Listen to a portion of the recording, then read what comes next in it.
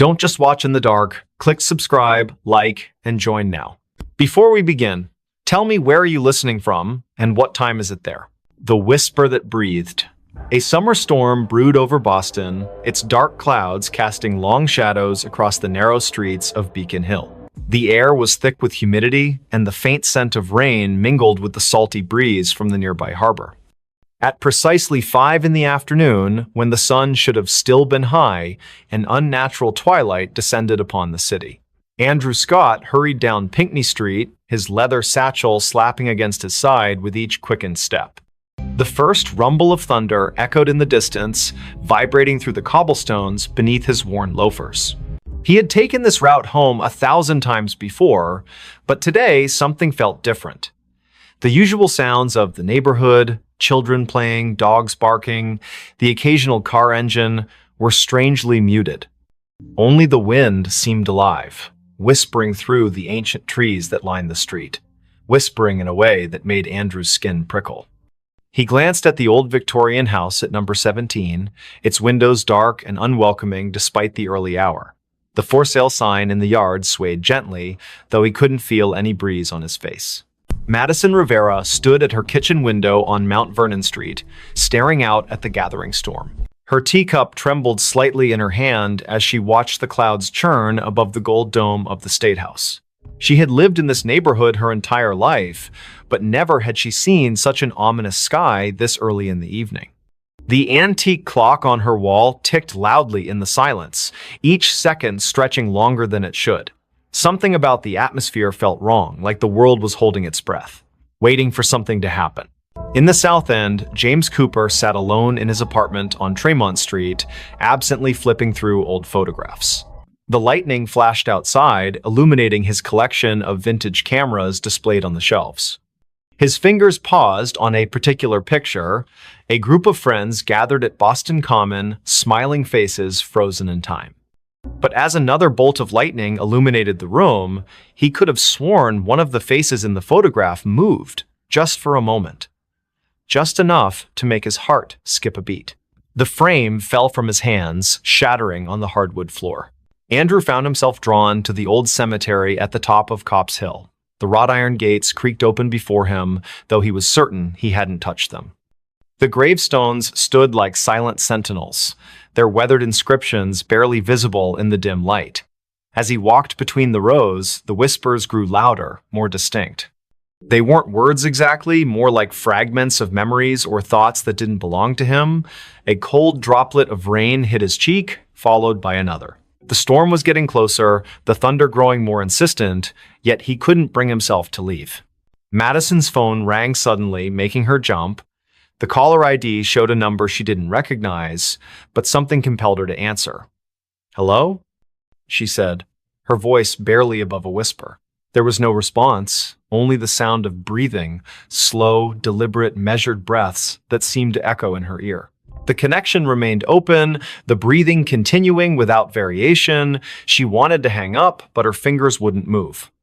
Outside, the wind picked up, rattling the windows and sending a chill through the room despite the summer heat. James had gathered the broken pieces of the photograph frame and was attempting to reconstruct it when he noticed something odd. The image inside had changed. Where once there had been 6 smiling faces, now there were 7. The new face wasn't clear, just a blur of features that seemed to shift when he tried to focus on them. The room temperature dropped suddenly, and his breath came out in visible puffs. From somewhere deep within the walls, he heard a soft scraping sound, like fingernails dragging across wood, getting closer with each passing moment. The rain began to fall in earnest now, drumming against rooftops and streaming down window panes throughout the city. Andrew found himself standing before a particular gravestone, its inscription worn almost smooth by time. Yet he could read it perfectly in his mind. Elizabeth Hargrove, 1845-1865. The name triggered something in his memory, though he couldn't place why. The whispers around him formed words now, disjointed phrases that painted pictures of a life cut tragically short. Never meant to. Kept calling me back. So cold here. Madison finally managed to end the call, dropping the phone on the counter with shaking hands. The lights flickered, then steadied, then flickered again. She moved to check the circuit breaker, but stopped when she saw her reflection in the hallway mirror. It wasn't quite right, her eyes were wrong, too dark, too empty. She blinked, and the reflection smiled while she remained expressionless. The breathing from the phone call continued behind her, though no device was near. You shouldn't have answered, it seemed to say, so softly she might have imagined it. James had barricaded himself in his bedroom, the photograph hidden safely in a drawer. The scraping had stopped, replaced by a gentle tapping at his window. When he looked, there was nothing there except the distorted reflection of his room.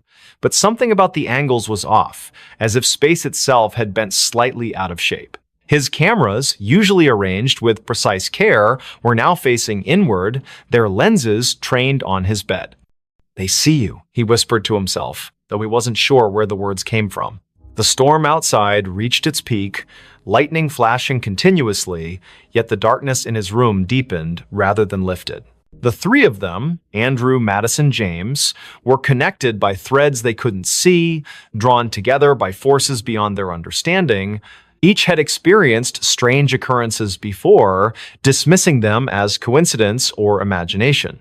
But now, as the storm battered Boston and the boundaries between worlds grew thin, they would be forced to confront the truth. Elizabeth Hargrove's story wasn't finished, and somehow they had become part of its conclusion. Andrew traced his fingers along the edge of the gravestone, feeling the rough stone bite into his skin. The pain was real, grounding him when everything else felt surreal. The whispers told him things, terrible things, about what had happened here all those years ago. A forbidden love, a desperate plea, a final betrayal. The rain soaked through his clothes, but he barely noticed.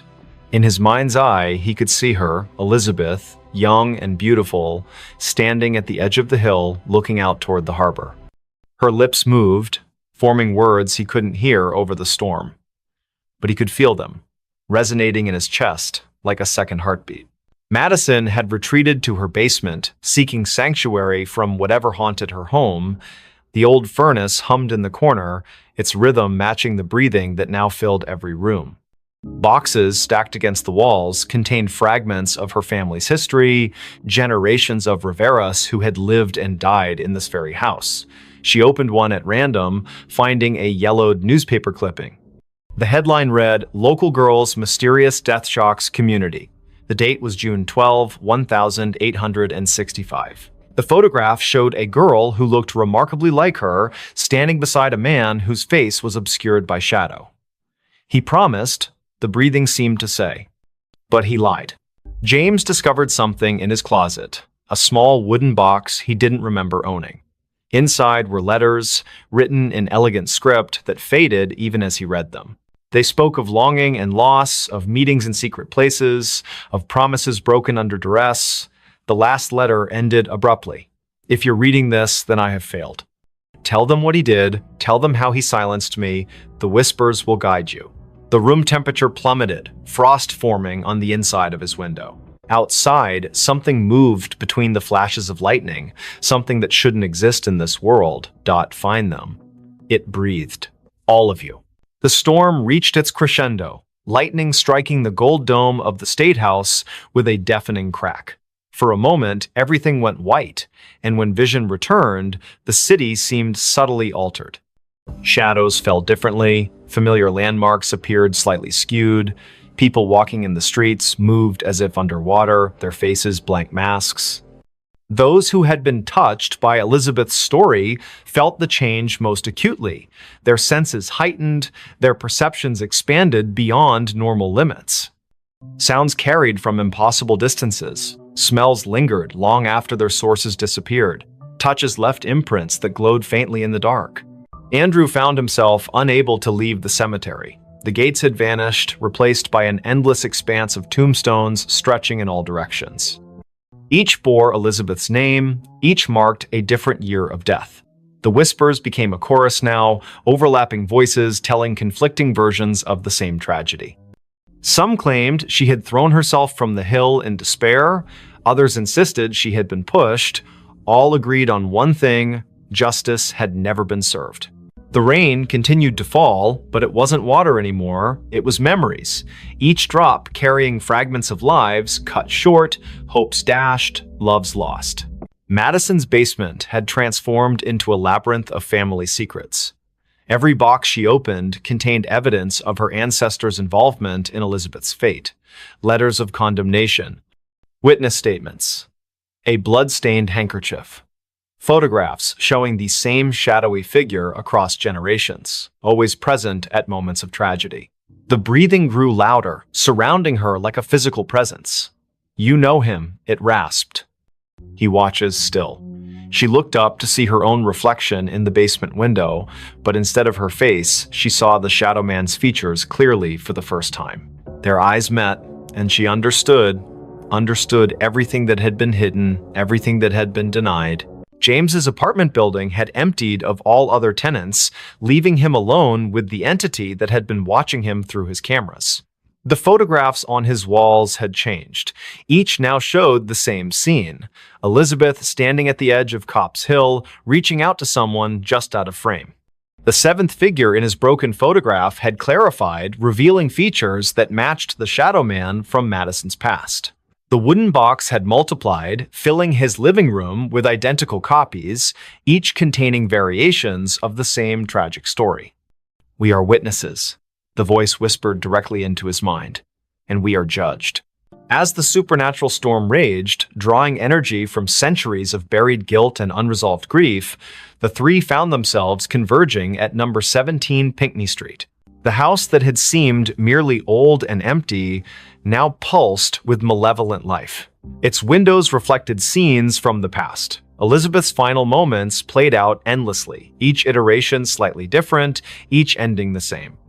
The front door stood open, inviting them inside to witness the truth. The interior defied physics. Rooms stretched impossibly far, staircases led to nowhere, doors opened onto other dimensions. In the center of it all stood the Shadow Man, finally revealed in full. His face was a composite of every person who had ever turned a blind eye to injustice, every authority figure who had dismissed Elizabeth's pleas for help. "It's time," he said, his voice a chorus of thousands. "Time to break the cycle." The house shook violently as reality struggled to contain the weight of so many unresolved wrongs. Andrew, Madison, and James realized simultaneously that they had been chosen not as victims, but as instruments of resolution. Each carried a piece of Elizabeth's story within them. Andrew through his ancestral connection to the Hill, Madison through her family's complicity in the cover-up, James through his ability to capture truth in images. Together, they formed a conduit through which Elizabeth's voice could finally be heard, her story told in full, her justice served. The Shadow Man began to dissolve, his form unraveling like smoke caught in a strong wind. "Too late," he whispered, fragments of his essence dispersing into the ether. "The truth cannot be contained." The house around them started to collapse, folding in on itself as centuries of lies unraveled. Through the destruction, Elizabeth emerged, not as a ghost, but as a manifestation of collective memory given form. Her eyes held all the sorrow of her age, yet also a spark of hope newly kindled. The storm broke as suddenly as it had begun, leaving behind an eerie calm. Number 17 Pinckney Street stood intact once more, its windows dark, and its for sale sign swaying gently in the evening breeze. Andrew, Madison, and James found themselves standing on the sidewalk, drenched and disoriented but whole. The whispers had ceased, replaced by the natural sounds of a city recovering from a summer storm. Lightning flashed one last time, illuminating the hilltop where Elizabeth had stood so long ago.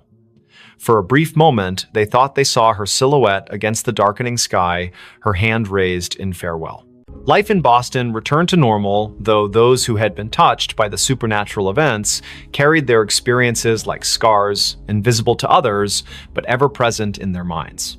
Andrew devoted himself to preserving local history, ensuring that stories like Elizabeth's would never be forgotten again.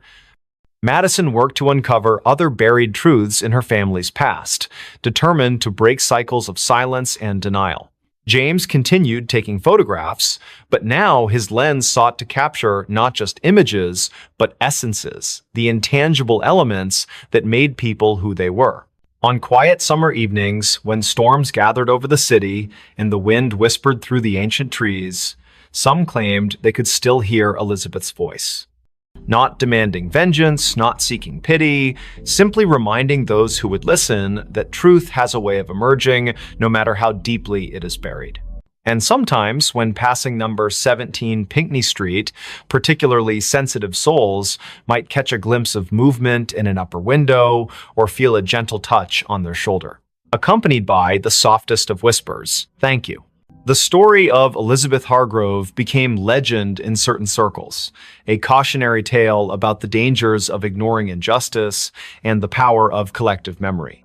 Her name appeared in historical records, her story told in museums and walking tours. Yet those who had truly known her, Andrew, Madison, James, understood that her presence lingered not in these official accounts, but in the spaces between them. In the moments when the world seemed to hold its breath, when shadows fell just a little too deep, when the wind carried voices from another time, Boston continued its march forward, oblivious to the thin veil separating past from present. Summer storms still rolled in from the Atlantic, lightning still illuminated the gold dome of the State House. Children still played in the shadow of Copp's Hill, unaware of the tragedy that had unfolded there so long ago. But somewhere, in the fabric of the city itself, Elizabeth's story continued to resonate. A reminder that some truths refuse to be silenced. Some voices continue to breathe long after their bodies have turned to dust. And on nights when the moon hung low over Beacon Hill, casting long shadows across the cobblestone streets, those who listened closely might hear it, the whisper that breathed, carrying fragments of a life reclaimed, echoes of justice finally served. Reminders that even in death, truth finds a way to speak through those willing to listen. Don't just watch in the dark. Click subscribe, like, and join now. Before we begin, tell me, where are you listening from and what time is it there? The customer who never left the store. The cicadas were louder than usual that summer night in Charleston, their rhythmic buzzing weaving through the thick humidity that clung to every surface. Lucas Allen stood behind the counter of his small convenience store on King Street, absently wiping down the already spotless glass display case. The neon open sign flickered slightly in the window, casting an uneven glow across the rows of snacks and beverages lining the aisles. It was nearly midnight, and the usual Friday crowd had already come and gone, leaving only the persistent hum of the refrigerators and the distant sound of traffic from the historic district. Lucas checked his phone for what felt like the 100th time that evening. No new messages, just another quiet night in a city that never truly slept. He sighed and glanced at the security camera monitors mounted above the cigarette rack. Each screen showed a different angle of the store's interior, all empty except for his own reflection in the convex lenses. Something about tonight felt different though, like the air itself was heavier than normal. His eyes lingered on the darkest corners of the footage before moving back to the register. The bell above the door jingled softly, making Lucas look up with automatic politeness. A woman stepped inside, her presence immediately altering the atmosphere of the shop. She wore a long coat that seemed inappropriate for the sweltering July heat, its dark fabric hanging loosely around her thin frame. Her face was partially obscured by stringy blonde hair that caught the fluorescent light in strange ways, as if it didn't quite belong there. Lucas noticed how her shoes made no sound against the tiled floor. "Can I help you find something?" he asked, his voice carrying just a touch of professional warmth. The woman didn't respond right away. Instead, she moved slowly toward the back of the store, her head tilted at an unnatural angle as she examined the shelves. Lucas watched her reflection in the glass refrigerator doors. Something about her movements seemed off, almost mechanical. Charlotte Robinson pushed her cart down aisle 3, debating between chips and pretzels. She paused when she realized the woman in the dark coat hadn't moved from where she'd been standing for the past 10 minutes. The stranger was now facing the wall, one hand resting on the metal shelving unit. Charlotte cleared her throat softly as she passed, but the woman didn't acknowledge her presence. There was something unsettling about the way her fingers curled around the edge of the shelf, knuckles white against the dull metal. Lucas finished counting the drawer for the third time, the numbers blurring together in his mind. The woman still hadn't approached the register. He could see her in his peripheral vision, standing in the same spot near the snack aisle. Occasionally, he'd hear the soft rustle of her coat, though he couldn't be sure if she was actually moving anything from the shelves. The store's lights seemed dimmer than usual, casting long shadows across the floor. When he looked directly at her, she appeared perfectly normal, just another customer browsing late at night. But whenever his attention shifted elsewhere, he could feel her watching him. Amelia Mitchell entered the store 20 minutes later, her nurse's scrubs still damp from walking through the humid night air. She needed headache medicine after her double shift at Roper Street Francis Hospital. The first thing she noticed was the temperature. It felt several degrees colder inside than it should have been. Then she saw the woman in the dark coat standing near the beverage coolers. Something about her posture seemed wrong, like she was leaning into the glass without actually touching it. Amelia grabbed her medicine quickly, avoiding eye contact as she approached the register. The transaction took longer than necessary. Lucas kept glancing at the security monitors, noting how the woman's position never changed despite the passage of time. On the cameras, she appeared as a dark smudge against the bright colors of the snack aisle, her features indistinct even in high definition. When he finally looked up from the register, Amelia was already gone, leaving behind only the faint scent of hospital-grade soap.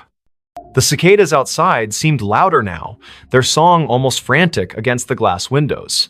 Charlotte decided she needed to leave. The woman had started humming softly, a tune that sent shivers down her spine, though she couldn't place why. As she approached the register, she noticed something peculiar. The floor tiles beneath the woman's feet looked newer than the rest, as if they'd been recently replaced. The grout lines were cleaner, the pattern slightly misaligned with the surrounding area. Lucas rang up her purchase without speaking, his hands trembling slightly as he handled the cash. Neither of them acknowledged the figure still standing silently among the snacks. The clock ticked past midnight. Lucas began his closing routine, straightening displays and checking expiration dates. The woman remained in her spot, seemingly unaware of the store's operating hours. When he finally mustered the courage to approach her, she turned toward him with a smile that didn't reach her eyes. "I'll be leaving soon," she said, her voice carrying an odd echo despite the carpeted floor. Lucas nodded and returned to the register, though his heart pounded in his chest. Something about her statement felt more like a warning than an assurance. Amelia couldn't shake the feeling that she'd seen the woman before. During her walk home, fragments of memory surfaced, a patient years ago who had died in room 312, her body found cold and alone after the night staff failed to check on her. The details matched too perfectly. The dark coat, the stringy blonde hair, the way she stood so still, it was easy to forget she was there. Amelia quickened her pace, the streetlights casting long shadows that seemed to stretch toward her from every direction. Back at the store, Lucas prepared to lock up. The woman was still there, now examining the lottery tickets with unnatural focus. Her reflection in the glass case showed details that shouldn't have been possible, her eyes too large, her mouth moving, though no sound emerged. When Lucas announced the store was closing, she simply nodded and walked toward the back exit. The security cameras captured her movements perfectly until she reached the threshold, then suddenly she vanished from all screens simultaneously.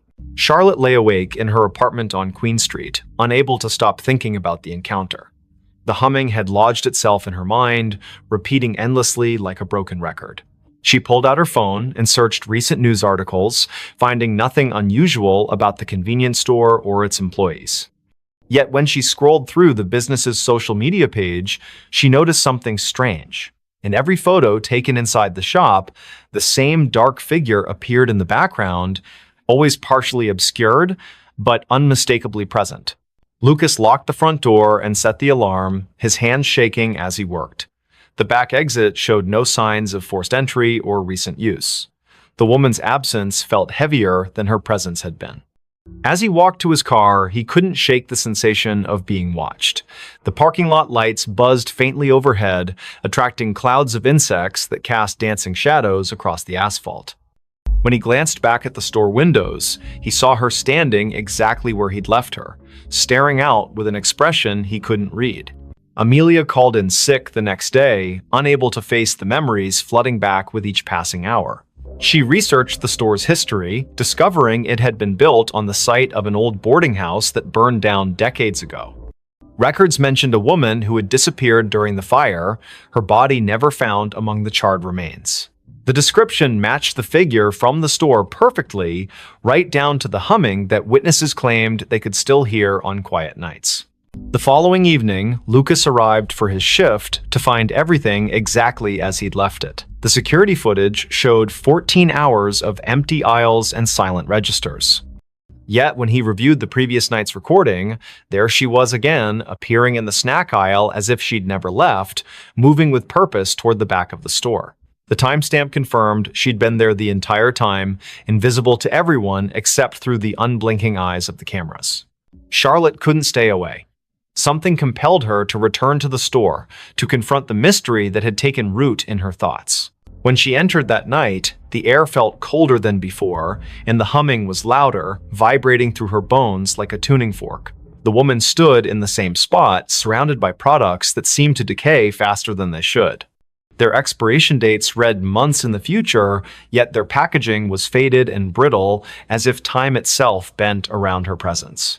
Lucas began documenting everything.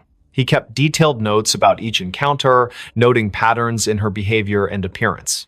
The woman never spoke unless directly addressed, and even then, her responses were cryptic and often nonsensical. Yet, she seemed to know intimate details about each person who interacted with her, childhood memories Charlotte had forgotten, medical cases Amelia thought she'd kept confidential, personal struggles Lucas had never shared with anyone. The knowledge hung in the air like a threat, preventing them from seeking help. The city continued its usual rhythm around them, oblivious to the supernatural phenomenon unfolding on King Street. Tourists snapped photos of the historic district, capturing streaks of darkness in their pictures that they dismissed as lens flares. Locals complained about power fluctuations in the area, their clocks running minutes fast or slow without explanation. The cicadas grew louder with each passing night, their song taking on an almost musical quality that matched the woman's haunting melody. Amelia discovered other victims during her research, people who had encountered similar figures in different locations throughout Charleston's history. Each story followed the same pattern. A mysterious woman appearing in places of commerce, lingering beyond reason, collecting pieces of people's lives until they became trapped in her orbit. Some claimed she was searching for something specific, others believed she fed on human connection. All agreed that once she marked you, there was no escaping her influence. Lucas found himself changing. His reflection in the store windows seemed less substantial, his features fading slightly each day. Customers commented on how tired he looked, though he slept better than he had in years. The security cameras captured moments when he wasn't entirely present, his form flickering like static between frames. The woman watched these transformations with apparent satisfaction, her humming growing more complex, as if composing a symphony only she could hear. Charlotte's friends noticed her withdrawal from social activities. She spent hours sitting in her apartment, staring at the convenience store's security feed she'd hacked into. The woman's movements created patterns that resembled ancient symbols when traced over time. Mathematical equations formed in the spaces between appearances, suggesting a logic behind the madness. Yet each revelation came at a cost, fragments of Charlotte's personality chipped away, replaced by an understanding she couldn't articulate. The temperature in the store dropped steadily, creating condensation on the windows that spelled out words when viewed from certain angles. "Help me" appeared repeatedly, though none of them could determine if it was a plea or a command. The refrigeration units malfunctioned constantly, their contents freezing solid regardless of settings. Products aged rapidly on the shelves, some turning to dust within hours of stocking. Time itself seemed to warp around the woman, bending reality to accommodate her presence. Amelia's dreams became vivid and disturbing. She found herself wandering through endless aisles of forgotten stores, each one containing the same dark figure waiting patiently. The humming followed her into consciousness, becoming a constant companion that drowned out other sounds. Her colleagues at the hospital remarked on her improved intuition regarding patient care, though they couldn't explain how she knew things she shouldn't. The line between her world and the woman's realm blurred until she couldn't tell which side she belonged to. Lucas attempted to break the cycle by staying away from the store. For 3 days, he avoided King Street entirely, hoping distance would sever the connection. Instead, the woman's influence grew stronger. She appeared in his apartment mirror, reflected in puddles during rainstorms, visible in the steam rising from his morning coffee. The humming never ceased, matching his heartbeat until he couldn't distinguish between internal and external sounds. His attempts to warn others fell on deaf ears, their faces blank as if seeing through him. Charlotte documented everything obsessively, filling notebooks with observations and calculations. The patterns revealed themselves gradually, forming a complex web of connections between victims across generations. Each person had experienced loss or isolation significant enough to create a void the woman could fill. They had sought comfort in material possessions, believing wealth or convenience could replace human connection. The realization hit her like a physical blow. They were all customers who had never truly left the store, trapped by their own desires. The final confrontation occurred on the hottest night of the summer. The cicadas screamed in harmony with the humming, their combined song shaking the glass in the store's windows. Lucas, Charlotte, and Amelia found themselves drawn back to the convenience store despite their efforts to resist. The woman waited for them in aisle 3, her dark coat billowing as if caught in a wind that didn't exist. Her smile revealed too many teeth, each one gleaming like polished stone. "You've learned," she said, her voice resonating through the empty store. But learning isn't enough. The floor tiles beneath them shifted, revealing the foundation of the old boarding house.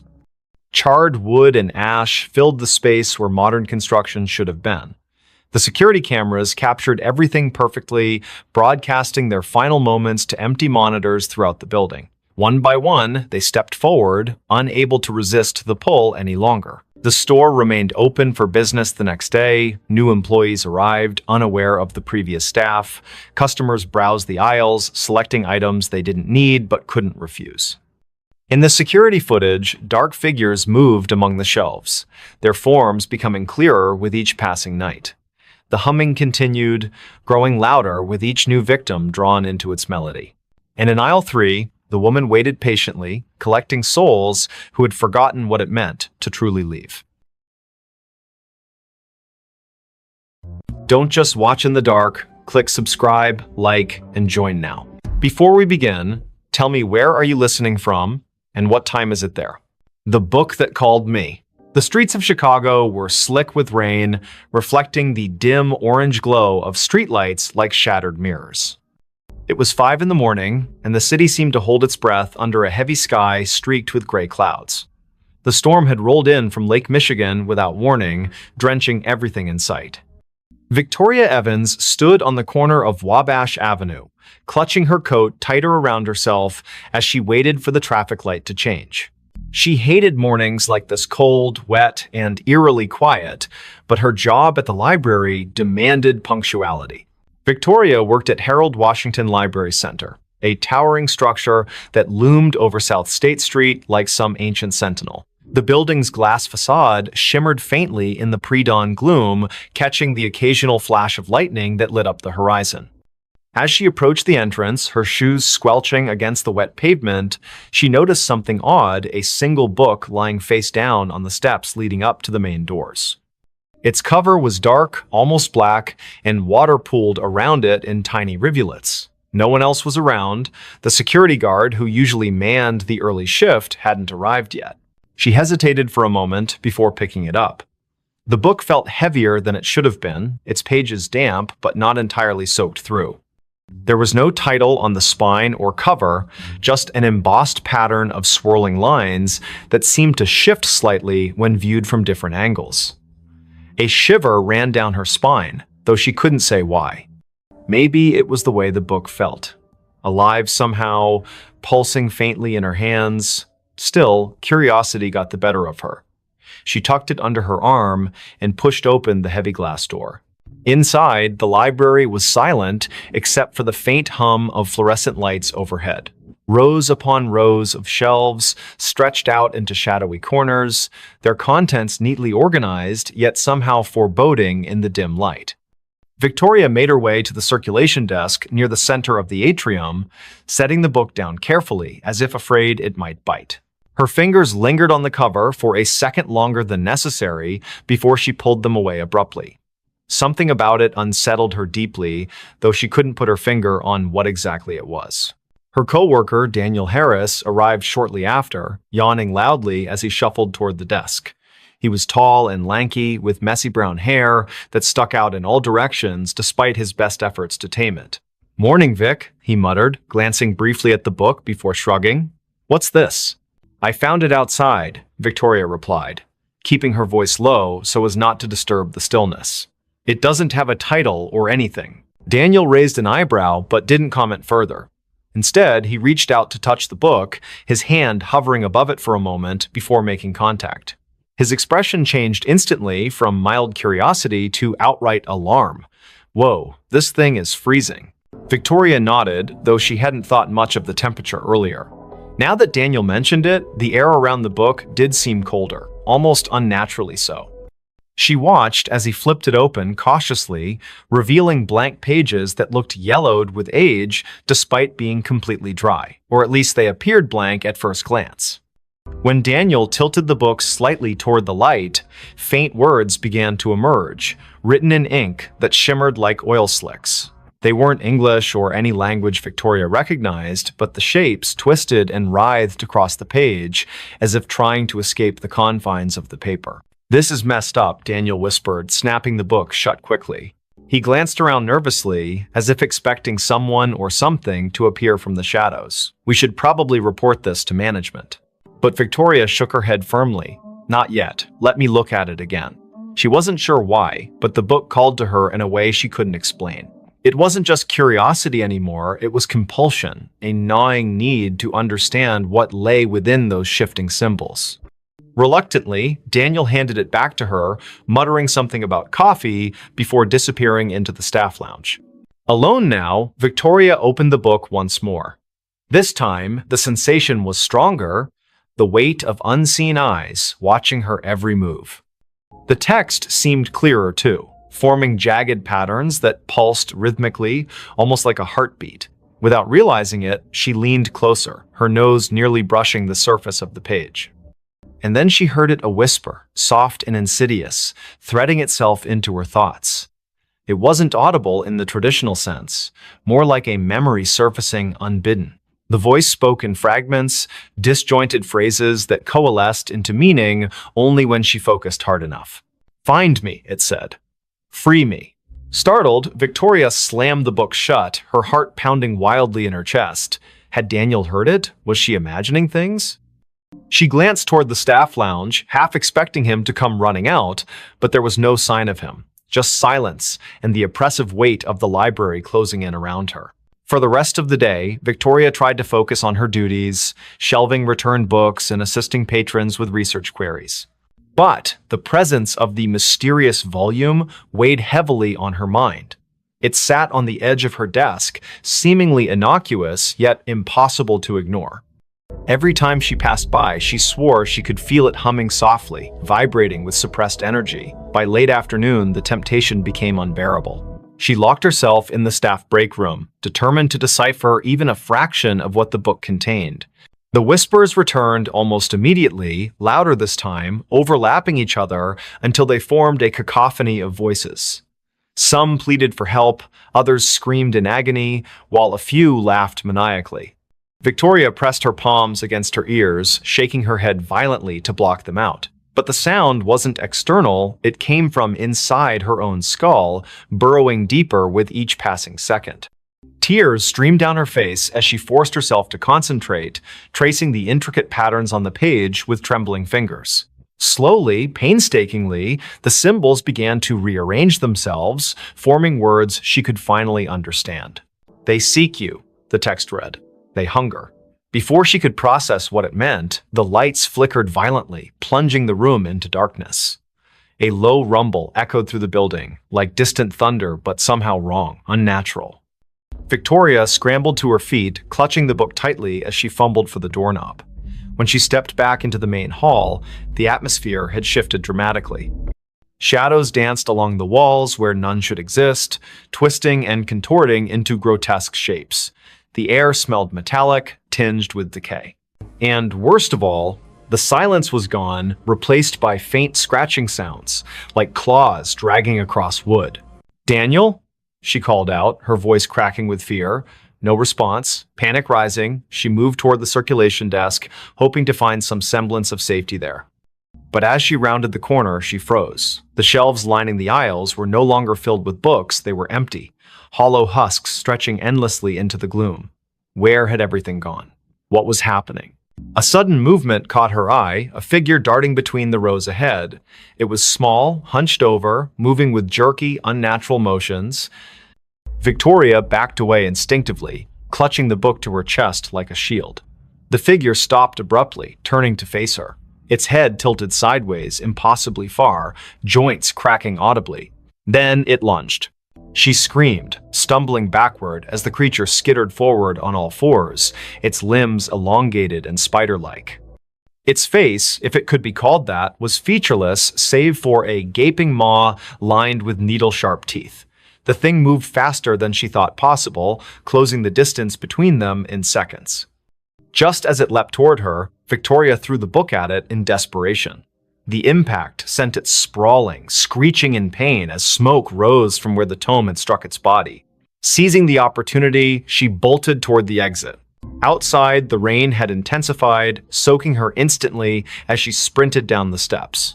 Thunder boomed overhead, drowning out the sound of her frantic footsteps. She didn't stop running until she reached her car, slamming the door shut behind her and locking it with shaking hands. Breathing heavily, she glanced at the passenger seat and froze. The book sat there, dripping wet, its cover cracked open slightly to reveal glowing symbols etched onto the inner pages. "No," she whispered, reaching out tentatively. "How did you?" The car rocked violently as something slammed into the roof, denting the metal inward.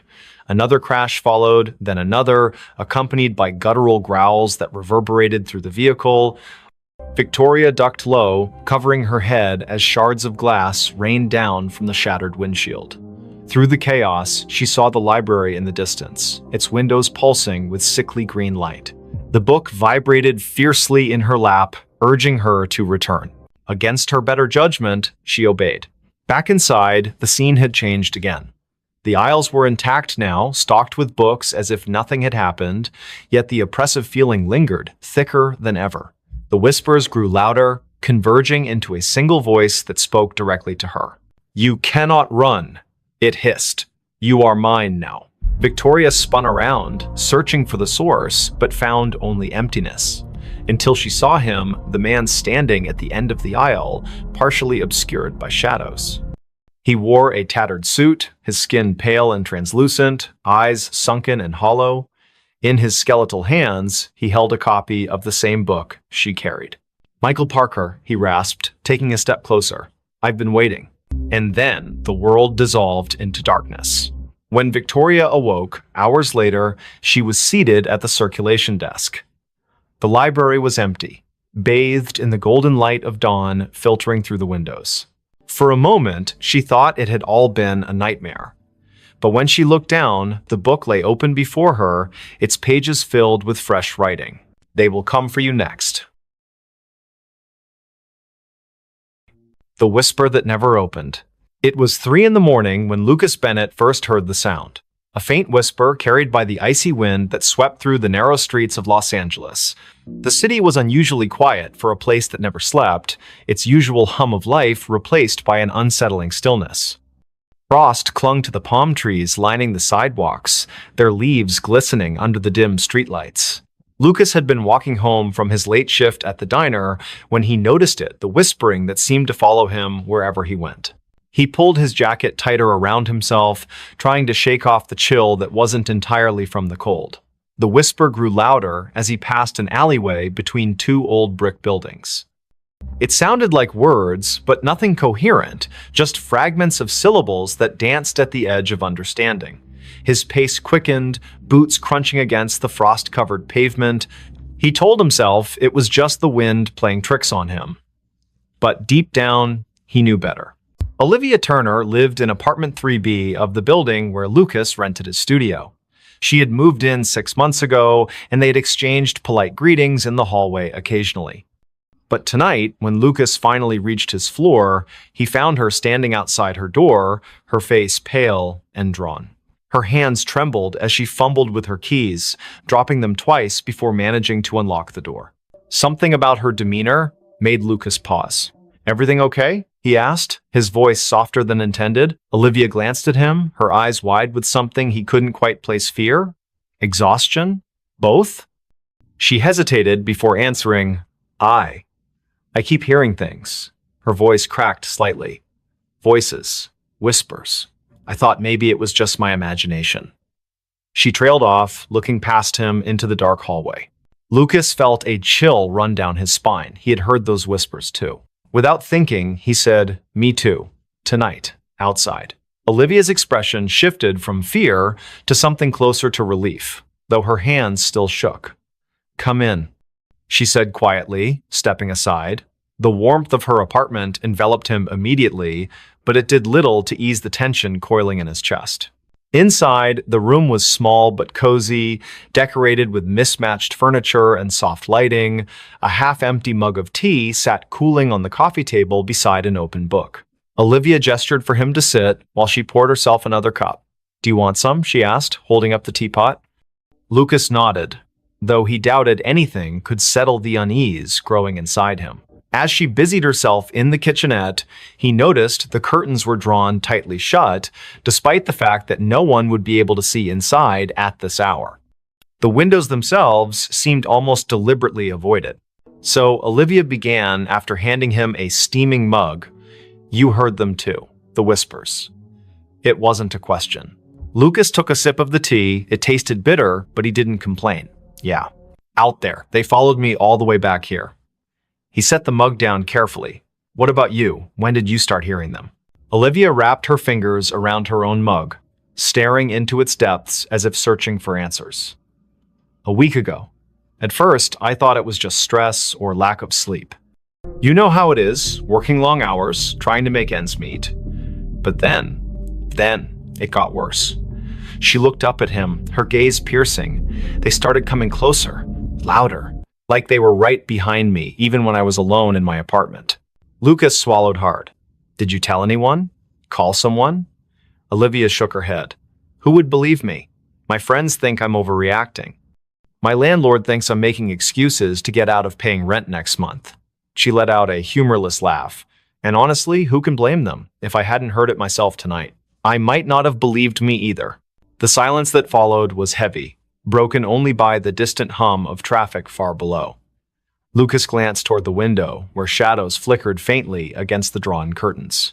Was it his imagination, or did the air feel colder now? He turned back to Olivia. "There has to be an explanation. Maybe it's some kind of electrical interference, or, I don't know, plumbing noise?" Even as he said it, the words sounded hollow. Neither of them believed it. Olivia leaned forward, lowering her voice. "There's something else. Last night, I saw someone or something standing outside my window. Just a figure, barely visible through the frost. It didn't move, just stood there, watching." Her breath hitched. "When I went to check, there was no one there. No footprints, nothing. But the feeling, it stayed with me. Like I wasn't alone anymore." Lucas felt a knot tighten in his stomach. He wanted to dismiss her story as paranoia, but the memory of the whispers he'd heard earlier lingered vividly in his mind. "Have you tried leaving? Going somewhere else for a few days?" She shook her head again. "I can't afford to leave. And besides," she hesitated, glancing toward the window once more, "it feels like it's following me." Wherever I go, whatever I do, it's always there, waiting. The weight of her words settled over them like a suffocating blanket. Lucas finished his tea, setting the empty mug aside. We should figure this out together. He said finally, whatever it is, if it's real, we'll find a way to stop it. Olivia gave him a small, grateful smile, but her eyes remained haunted. Over the next hour, they talked about everything they could remember. The timing of the whispers, any patterns or triggers, whether they had noticed anything unusual in their daily routines. The conversation helped distract them temporarily, but neither could shake the sense that they were being watched. Every creak of the building, every gust of wind outside, sent jolts of adrenaline coursing through their veins. Eventually, Lucas realized he needed to get back to his own apartment. Reluctantly, he stood, thanking Olivia for the tea. She walked him to the door, her hand lingering on the doorknob. "Be careful," she whispered, "and if you hear anything again, don't go looking for it." He nodded, forcing a reassuring smile he didn't feel. "You too. Lock your door tight." With that, he stepped out into the hallway, closing the door softly behind him. For a moment, he stood there, listening. The whispers weren't audible now, but the oppressive silence felt just as menacing. Back in his studio, Lucas locked his door and double-checked the windows. He debated calling someone, anyone, but who would he call? Who would understand, without dismissing him outright? Instead, he lay down on his bed, staring at the ceiling as exhaustion slowly crept over him. Sleep came fitfully, plagued by dreams of shadowy figures and unintelligible voices echoing endlessly in his ears. The next morning brought little relief. Though the sun eventually rose, casting weak light over the frost-laden city, the oppressive atmosphere remained. Lucas called in sick to work, unable to face the idea of leaving his apartment. Around noon, there was a knock at his door. It was Olivia, carrying a bag of groceries and wearing a nervous smile. "I figured we could use some supplies," she said, stepping inside, "and maybe staying together will help." Lucas didn't argue. Together, they spent the day researching local legends, urban myths, anything that might explain what was happening. They scoured forums, read articles, even dug into old newspaper archives online. Most of it was nonsense ghost stories and conspiracy theories, but one thread caught their attention. A user named Silent Watcher had posted about a series of disappearances in Los Angeles during the winter months over the past decade. The cases were unsolved, dismissed as runaways or accidents, but certain details stood out. Witnesses reported hearing strange noises before the victims vanished. Some claimed to have seen shadowy figures lurking near windows or alleys. The posts were vague, but the similarities were impossible to ignore. As evening fell, the temperature dropped sharply. The heater struggled to keep up, and both Lucas and Olivia found themselves bundled in blankets, huddled together on the couch. The whispers returned, louder this time, seeping through the walls like water. They exchanged panicked looks, hearts pounding in unison. Whatever it was getting closer. Desperation drove them to action. Armed with flashlights and makeshift weapons, a baseball bat for Lucas, a kitchen knife for Olivia, they ventured into the hallway. The whispers surrounded them now, forming a cacophony of disjointed sounds that clawed at their sanity. Each step felt heavier than the last, as if the air itself resisted their movement. At the end of the hallway, the emergency exit stood ajar, frost creeping inward. Beyond it lay the fire escape, descending into darkness. Lucas hesitated, gripping the bat tightly. "Do we really want to know what's out there?" he whispered. Olivia didn't answer, her eyes fixed on the gap.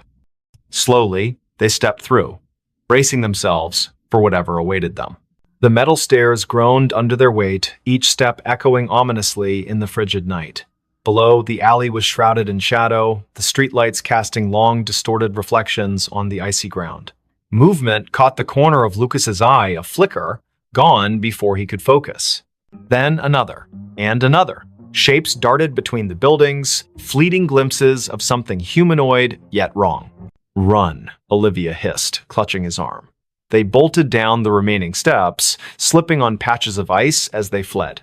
Behind them, the whispers erupted into a deafening roar, filling the air with chaotic sound. Shadows converged, twisting and writhing like living smoke. Panic surged through Lucas's veins as he realized they were being hunted. They rounded a corner, breaths ragged, legs burning. Ahead, a familiar figure emerged from the darkness. It was Benjamin Hayes, a neighbor whose face they recognized, but whose name they rarely spoke. His expression was blank, his movements mechanical. He raised a hand, pointing toward an abandoned warehouse across the street. "In there," he said, his voice devoid of emotion. "You'll find answers." Without hesitation, they obeyed, bursting through the rusted doors of the warehouse. Inside, the air was thick with decay and dampness. Faint traces of graffiti adorned the crumbling walls, remnants of a forgotten era. In the center of the vast space stood a wooden crate, its surface etched with symbols neither of them recognized. Above it hovered a swirling mass of darkness, pulsating rhythmically like a heartbeat. Olivia approached cautiously, her knife trembling in her grip. "What is this?" she murmured, reaching out. Lucas grabbed her wrist, pulling her back. "Don't touch it," he snapped. But it was too late. The moment her fingers brushed the crate, the world around them dissolved into chaos.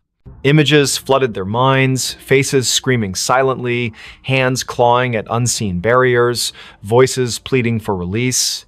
The whispers coalesced into a single, thunderous command. Open me now."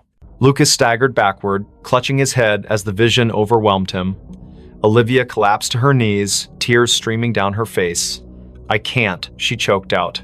"I can't stop it." The darkness expanded, consuming the warehouse, swallowing everything in its path. Somewhere in the distance, Benjamin's voice echoed faintly. "You shouldn't have come here." And then, silence. When Lucas opened his eyes, he was alone. The warehouse was gone, replaced by an endless void. Whispers surrounded him, louder than ever, pressing against his skull until he thought it might burst. He screamed, but no sound escaped. The last thing he saw before the darkness claimed him completely was the crate, floating impossibly in the emptiness, its lid inching open. Somewhere in Los Angeles, the sun rose again, frost melted from the trees, and life resumed its usual pace. But in apartment 3B, the curtains remained drawn and the whispers continued, waiting for their next listener. Screams in the warehouse at night. The winter air in Savannah carried an unusual chill, even for Georgia. The cicadas buzzed incessantly through the humid night as Amelia Thompson tightened her scarf around her neck. She had taken the security job at the old warehouse on the outskirts of town, mostly out of desperation. The building stood like a monolith against the dark sky, its weathered brick walls telling stories of better days when it was part of the thriving Port District. Liam Allen, her partner for the night shift, leaned against their patrol car while chewing absent-mindedly on a toothpick. "Third week, and you're still jumpy," he said with a smirk that didn't quite reach his eyes. His attempt at casual conversation couldn't mask the tension in his voice. They both knew something wasn't right about this place. Every night brought new sounds from within the warehouse's walls, sounds that shouldn't exist in an empty building. As they approached the main entrance, Amelia noticed the padlock looked different somehow. The scratches around the hasp seemed fresh, though she could have sworn she'd checked it thoroughly just hours before. Liam must have seen her hesitation because he placed a hand on her shoulder. "Probably just kids messing around again," he said, but his words lacked conviction. Last week, they'd found graffiti inside that definitely hadn't been there during their previous rounds. The heavy metal door groaned in protest as Liam pushed it open. The smell hit them immediately, damp concrete mixed with something metallic that made Amelia's stomach churn. Their flashlights cut through the darkness, revealing rows of empty pallets and dusty machinery. The air felt heavier inside, pressing against their lungs with each breath. Somewhere deep in the shadows, water dripped methodically. Drip, drip, drip. They started their usual patrol route, boots echoing ominously against the concrete floor. Amelia couldn't shake the feeling they were being watched. The security cameras mounted high on the walls provided little comfort. Their red lights blinked steadily, but she knew from experience how unreliable they were. Half of them were either broken or showed nothing but static-filled images on the monitor back at their station. "Did you hear that?" Amelia whispered suddenly, grabbing Liam's arm. A soft scraping sound had come from somewhere behind the rows of shelving units. It sounded like metal dragging across concrete. Slow, deliberate. Liam raised his flashlight, the beam trembling slightly despite his best efforts to keep it steady. "Probably just rats," he muttered, though neither of them believed it. The sound came again, closer this time. Closer. Their radios crackled to life without warning, making them both jump. Static filled their ears for several seconds before a distorted voice broke through. "Help me." The transmission ended abruptly, leaving only silence in its wake. Amelia and Liam exchanged a worried glance. That section of the frequency belonged to local emergency services, not their security channel. They should never have received that transmission here. The temperature seemed to drop several degrees as they continued deeper into the warehouse. Their breath formed visible clouds in the beam of their flashlights. Something moved in the corner of Amelia's vision.